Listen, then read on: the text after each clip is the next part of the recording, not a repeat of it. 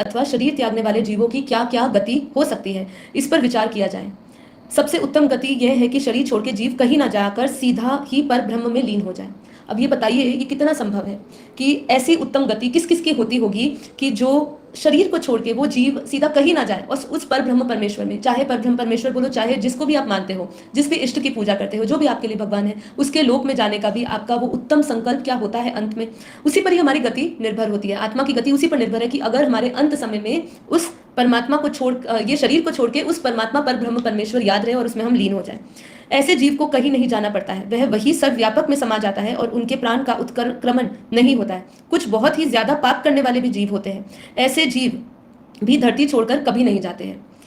यहीं पर तिनका, पेड़, लता, कीट, पतंग, कीड़ा, पक्षी, पशु बन जाते हैं। इसको तृतीय मार्ग कहा गया है। छांदोग्य उपनिषद में इसको समझाया गया है। बहुत से पापी लोग धंधुकारी की तरह प्रेत बनकर धरती पर घूमते हैं। तो गति कैसे बताई? पहली तो उत्तम गति बता दी, क्यों कहीं नहीं जाकर सीधा परब्रह्म में लीन हो जाता है। दूसरी गति ये बता दी कि वो जीव क्या करता है, यदि उसने बहुत पाप कर्म करे हो तो उसकी गति क्या रहती है, वो धंधुकारी जैसा, जैसे धंधुकारी था ना, हमने उसकी कहानी सुनी होगी आपने धंधुकारी की, तो उसको भी 7 दिन में उसको भी मोक्ष मिला था, लेकिन उसके बाद उसको जब भगवत उसने ज्ञान लिया था तब जाके शायद उसको मोक्ष मिला था, लेकिन तब तक वो प्रेत योनि में भटका था। तो प्रेत योनि में भटकना पड़ता है। जो भी आत्माएं जिसका ये संकल्प नहीं होता है, जो परमात्मा से नहीं जुड़ा होता है, जिसने कोई अच्छे कर्म नहीं करे होते, जैसे हमने उस दिन भी कल भी समझा कि वो पितृलोक जाता है, स्वर्ग लोक जाता है ना, उसकी गति अलग अलग होती है, स्वर्ग लोक, पितृलोक, नर्क लोक होती है। ठीक है, तो ये सब गतियां होती है आत्माओं की, वास्तव में होती है।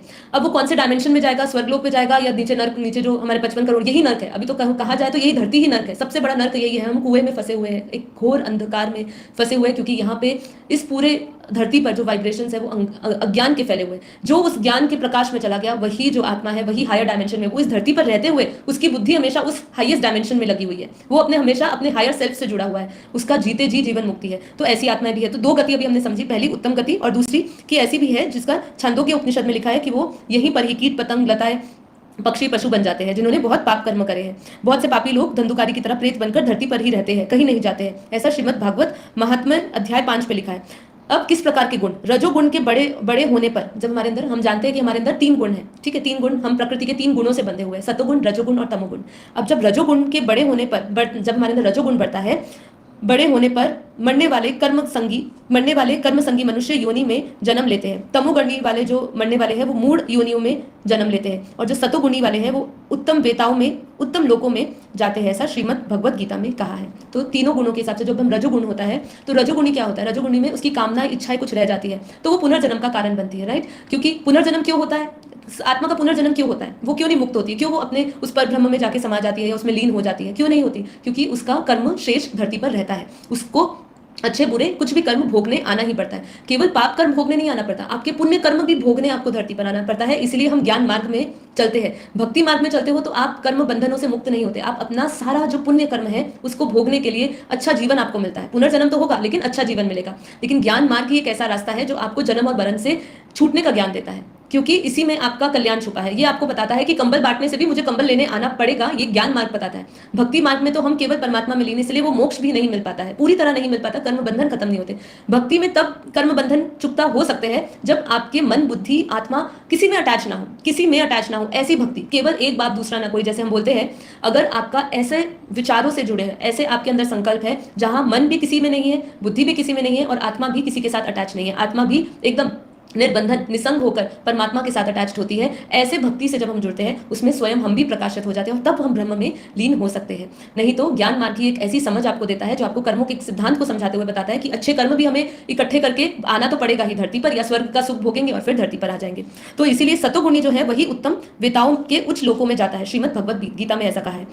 आसुरी स्वभाव वाले को भी भगवान बार बार आसुरी योनि में और नरकों में गिराता है, ठीक है। अब इसमें भी कैटेगरी है, जैसे हमने श्रेष्ठ लोकों की बात करी थी कि धरती से ऊपर स्वर्ग लोक है, महर है, जन लोक है, तप लोक है, सत्य लोक है, ब्रह्मापुरी है, वैकुंठ धाम है अर्थात विष्णुपुरी है, शिवपुरी है और फिर परम धाम है इस ब्रह्मांड का। ऐसे ही नीचे भी अतल, सुतल, वितल, ये सारे रसातल, तलातल, पाताल, ऐसे 7 नर्क भी है और ऐसे 55 करोड़ नर्क भी है। अब ये जब आप कोई भी आसुरी संस्कार आपके होते हैं और आपकी चेष्टा नहीं होती, मतलब आप बेहतर नहीं बन पाते हो और आपके संस्कार और आपकी वृत्तियां और बिगड़ती रहती है और आसुरी बनती रहती है, तो धीरे धीरे आप और नीचे की गति में जाते हो और नीचे आप लोकों में चले जाते हो और जैसे जैसे आप नीचे जाते जाएंगे वैसे वैसे आप और जड़ और पत्थर समान होते जाएंगे। आपकी योनियां भी धीरे धीरे आप और नीच योनि में प्रवेश करते जाएंगे, ठीक है। तो ये हमें समझना है, जैसे हायर डायमेंशन है ऐसे लोअर डायमेंशन की भी एक एनर्जी है।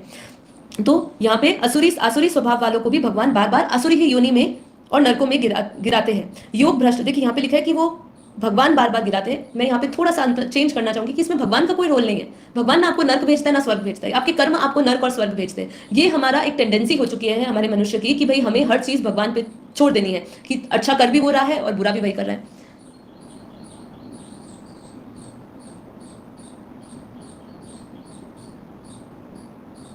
देखिए यहाँ पे जब हम ये बात करते हैं क्रिश्चियनों की या मुसलमानों की या सनातन धर्म की, इन सब में सब भगवान एक है, और फिर हम ये सब अलग अलग बातें क्यों करते हैं कि सबसे पहले तो आप समझिए कि ये सब तो धर्म की बात है। हमारा जो धर्म है वो आदि सनातन देवी देवता धर्म है, जो सभी धर्मों से नात जातियों से परे है। ये सब तो बहुत बाद के समय की बात है, जब धरती की सृष्टि की उत्पत्ति हुई थी, जब उसकी क्रिएशन हुई थी, तब ऐसा कुछ नहीं था, ये सब धर्म नहीं थे। और भगवान एक नहीं, सभी के भगवान, ये यही हमें समझना है। यहाँ पे जब हम डायमेंशंस का ज्ञान लेते हैं ना, लोकों का ज्ञान लेते हैं, तो हर एक लोक की दुनिया अलग है। अब हम जब क्रिश्चियन की बात करते हैं तो इनके अलग डायमेंशंस तक इनकी पहुंच है। जब हम ऊपर ब्रह्मांडों की बात करते हैं, शिव की बात करते हैं, महाशिव की बात करते हैं, परम महाशिव की बात करते हैं, तो इनकी भी डायमेंशंस और इनके भी लोक अलग अलग है।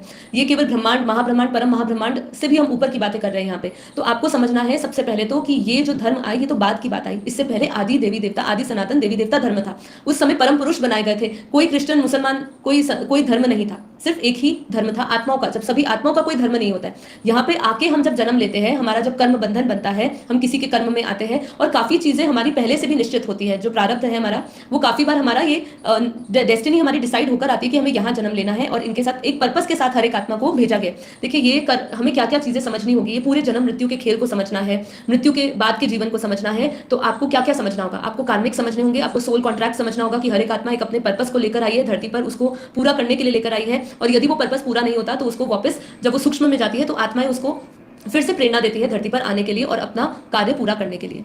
ठीक है, देखिए जो भी अभय सिंह जी जो आप मैसेज कर रहे हैं, तो इस चैनल को सब्सक्राइब कर लीजिए। आपके जो प्रश्न है ना, मैं आपसे रिक्वेस्ट करूंगी, क्योंकि हमारा अभी जो चल रहा है टॉपिक, मैं उसके बीच में नहीं पढ़ पाऊंगी, तो आपसे मैं निवेदन करती हूँ कि आपके जितने भी प्रश्न है ना, इस वीडियो के समाप्त होने पर आप कमेंट बॉक्स में डाल दीजिएगा, मैं उसको अवश्य पढ़ूंगी। या फिर आप sakshi@paramshanti.org पर डालिए, साक्षी SAKSHI@paramshanti.org पे। आपके सारे सवालों के जवाब हम लाइव सेशन में जरूर लेंगे, Q&A सेशन में।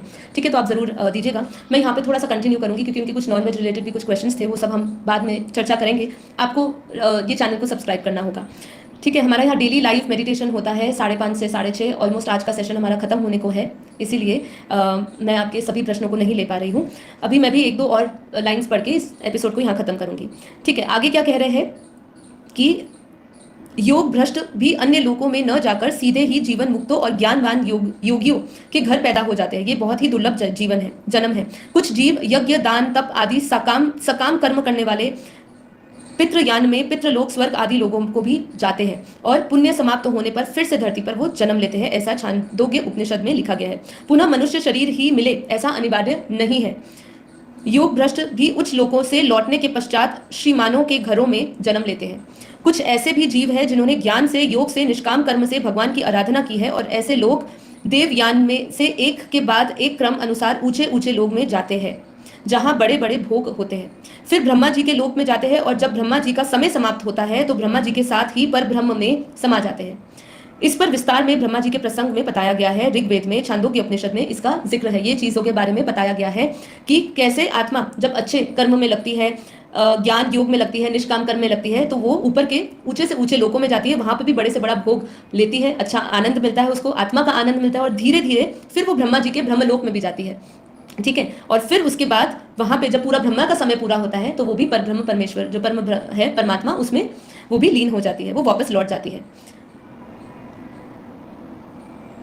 तपस्या करने वाले तपस्वी पहले ऋषियों के लोक में जाते हैं, और उसके पश्चात भगवान के धाम जाते हैं। तो यहाँ पे भी डायरेक्ट सीढ़ी आपको परमात्मा के पास नहीं लेकर जाती। जो ऋषि मुनि है वो भी महल लोक में जाते हैं, ऐसे तप लोक में जाते हैं। तो हायर डायमेंशन में धीरे धीरे जाते हैं। अब ये हायर डायमेंशन में धीरे धीरे जाते हैं, तो एक साथ क्यों नहीं जाते? क्योंकि हमारे आत्मा के ऊपर ना अनंत जन्मों की कट लगी है। हमारा अब हम मूल बुद्धि से अगर हमें अब उस अवस्था तक पहुंचना है, तो उस अवस्था पे जब हम धीरे धीरे योग करते हैं, ज्ञान सुनते हैं, निष्काम भाव लाते हैं, परमात्मा से जुड़ते हैं, उनके सत्संगों से जुड़ते हैं, धीरे धीरे आपका चित्त मन शुद्ध होता है। और जैसे जैसे चित्त और मन शुद्ध होता है, धीरे धीरे आपके अंदर परम प्रकाश, परम शक्तियां पैदा होती है। मतलब वो आपके अंदर ही है, लेकिन वो साफ होती जाती है। आपके सभी कर्म नष्ट होते जाते हैं, और धीरे धीरे आप शुद्ध पवित्र बनते जाते हैं, और धीरे धीरे ऊपर के लोकों में आपकी गति होने लगती है। तो इसीलिए जो ऋषि लोग भी है, वो भी अपने तप बल से महल लोक जाते हैं, और फिर वहां पे फिर से तपस्या और तपस्या करते हैं। वहां पे भी सूक्ष्म आत्माएं उनको आगे निर्देश देती है, उनको डायरेक्शंस देती है और फिर वो तपलोक तक जाते हैं। उनकी जब वो तपलोक तक जाने के लिए, उस डायमेंशन में जाने के लिए उस शरीर को भी वो प्राप्त कर लेते हैं, फिर तपलोक से धीरे धीरे ब्रह्मलोक ब्रह्मपुरी जाएंगे और फिर उसके बाद वो उनकी जब भी समय पूरा होता है ब्रह्मांड का, तो साथ साथ उनका भी समय पूरा हो जाता है धरती पर। ठीक है, तो ये था कुछ आत्माओं की गति किस प्रकार से होती है। वो नीच लोकों में भी जाती है। वो पुनर्जन्म, जब हमें पता है कि मनुष्य जन्म हमें बहुत ही मुश्किल से प्राप्त हुआ है, फिर भी हम कुछ उसके लिए करते नहीं है। और फिर क्या होता है, जब पुनर्जन्म होता है तो 84 लाख योनियों में भटकना पड़ता है उसको। इसीलिए अपने जीवन का सत्युपयोग करिए, श्रेष्ठ कर्मों में लगाइए, निष्काम भाव को समझिए, कैसे हम साक्षी भाव में आ सकते हैं, कैसे हम आत्मदृष्टि ला सकते हैं। आत्मज्ञान से ही आपको आत्मदृष्टि आएगी। आत्मदृष्टि आत्मज्ञान के बिना नहीं संभव है। ठीक है, तो आत्मा का ज्ञान होना बहुत जरूरी है, फिर आपको धीरे धीरे ब्रह्म ज्ञान होगा। आत्मा का ज्ञान होने के बाद आपको इस पूरे ब्रह्मांड सृष्टि के निर्माता, इसका निर्माण कैसे हुआ, निर्माता कैसे, कौन है इसका, कौन बनाता है, कौन चलाता है, सब ज्ञान होगा। और फिर ब्रह्म ज्ञान जब आपको हो जाएगा, फिर आपको पर ब्रह्म ज्ञान भी होगा। तो ये सब स्टेजेस है, ज्ञान की भी स्टेजेस है। ठीक है, तो आज के लिए इतना ही। आत्मा की एज होती है, बिल्कुल आत्मा की एज होती है, जैसे इस ब्रह्मांड की आयु होती है। जैसे कल प्रलय होता है, महाकल प्रलय होता है, तो ये पूरा ब्रह्मांड वाइंड अप हो जाता है, हमारे 14 लोग भी खत्म हो जाते हैं, हमारे देवताओं की भी उम्र होती है, तो मनुष्य की क्या बात करते हैं। आत्माओं की भी एज होती है। आत्मा अगर जो देखिए, जो इस ब्रह्मांड के समय बनी है, अब जब ये ब्रह्मांड का जो मालिक है शिव, जब वो वाइंड अप करेगा, तो आत्माओं को भी अपने अंदर ले लेगा। जो भी उसमें से रोम जो उसमें से निकला है, वो रोम समा लेगा, तो उसकी भी एज होती है। देखिए, मैं अभी आपसे वापस रिक्वेस्ट करती हूँ, हमारा बेहद का परम ज्ञान का 10 दिन का कोर्स है। हमारी संस्था क्या ज्ञान देती है, इसके लिए एक प्लेलिस्ट बनाया गया है, 10 दिन का बेहद